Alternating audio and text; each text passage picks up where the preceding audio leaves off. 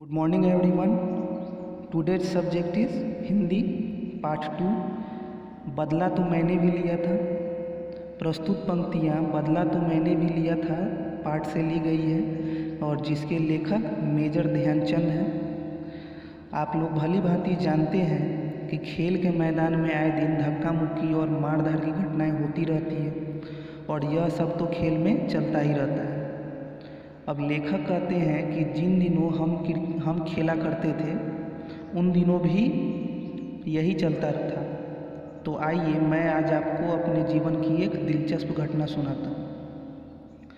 1933 की बात है। उन दिनों लेखक पंजाब रेजिमेंट की ओर से खेला करते थे और एक दिन पंजाब रेजिमेंट और शेपर्ड्स एंड माइनर्स टीम के बीच मुकाबला हो रहा था।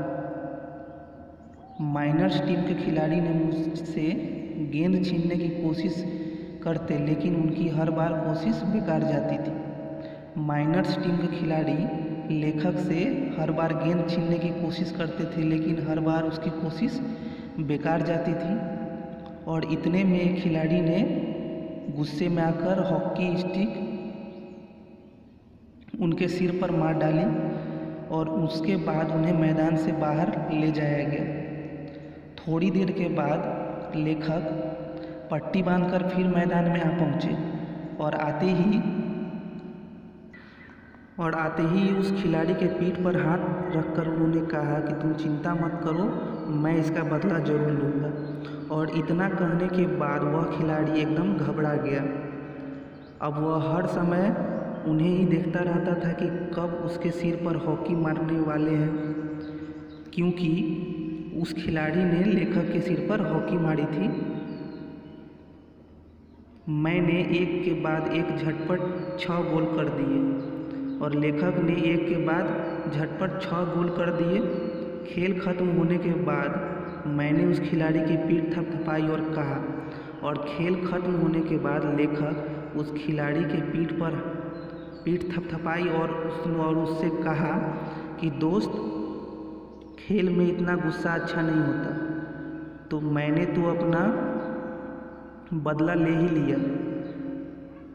और लेखक उस खिलाड़ी के पीठ पर हाथ रख के थपथपाया और कहा कि इतना गुस्सा अच्छा नहीं है, मैंने तो अपना बदला ले ही लिया। अगर तुम मुझे हॉकी ना मारते तो मैं तुम्हें शायद 2 ही गोलों से हराता। और लेखक ने कहा कि अगर तुम मुझे हॉकी से नहीं मारते तो मैं तुम्हें शायद 2 गोलों से ही हराता। इसका मतलब यह है कि जब लेखक ने उस खिलाड़ी से कहा कि तुम चिंता मत करो, मैं इसका बदला ज़रूर लूँगा, तो वह खिलाड़ी घबरा गया और घबराने के पश्चात उस खिलाड़ी का ध्यान लेखक पर ही अटका हुआ था और इस वजह से लेखक ने 6 गोल लगातार कर दिए। इस वजह से लेखक ने उसे कहा कि अगर तुम हॉकी नहीं मारते तो मैं तुम्हें शायद 2 गोलों से ही हराता। वह खिलाड़ी सचमुच बहुत शर्मिंदा हुआ और उसके बाद वह खिलाड़ी शर्मिंदा हुआ और लेखक ने उससे कहा कि देखा मेरा बदला लेने का ढंग। लेखक ने यह कहा कि न मैंने तुमसे लड़ाई किया, न झगड़ा किया, न मारपीट की, फिर भी मैं तुमसे बदला लेने में सक्षम रहा। तो इससे आप क्या सीखते हैं? बुरा काम करने वाला आदमी हर समय डरा रहता है कि उसके साथ भी बुराई की जाएगी। ओके, मैं जहाँ भी जाता हूँ, लेखक कहते हैं कि मैं जहाँ भी जाता हूँ छोटे छोटे बच्चे अक्सर मुझे घेर लेते हैं और मुझसे मेरी सफलता का राज जानना चाहते हैं। मैं हर किसी से यही कहता हूँ। लेखक हर किसी से क्या कहते हैं कि लगन, साधना और खेल भावना यही सफलता के सबसे बड़े मंत्र हैं। क्या है? लगन, साधना और खेल भावना यही सफलता के सबसे बड़े मंत्र हैं। इसके अलावा कोई ऐसा बड़ा मंत्र नहीं है। मुझे ही देखिए, लेखक कहते हैं अपने बारे में, अपना परिचय देते हैं कि मेरा जन्म 1904 में प्रयाग के एक साधारण राजपूत परिवार में हुआ था। उनका जन्म कहाँ हुआ था? मेजर ध्यानचंद का जन्म प्रयाग के एक साधारण राजपूत परिवार में हुआ था। कब? 1904 ईस्वी में। बाद में वह झांसी आकर बस गए थे।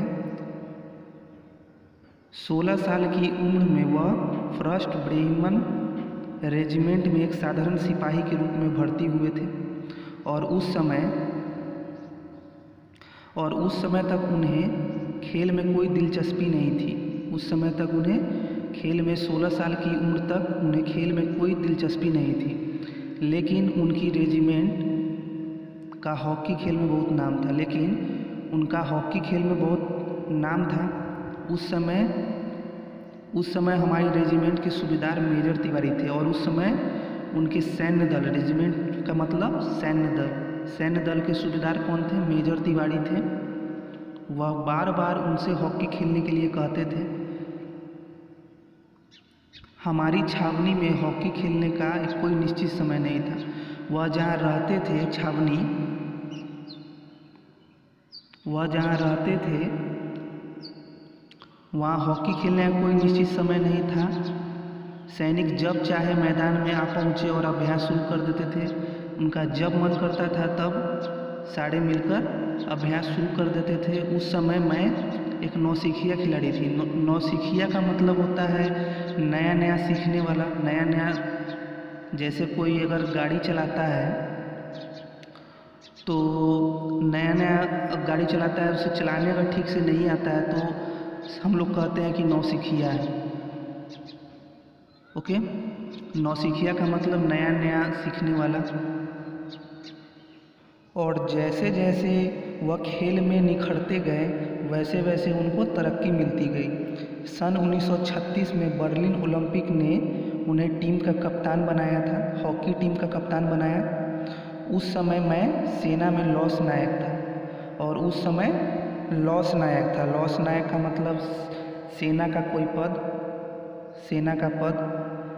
बर्लिन ओलंपिक में लोग मेरे हॉकी खेलने के ढंग से इतने प्रभावित हुए कि उन्होंने मुझे हॉकी का जादूगर कहना शुरू कर दिया।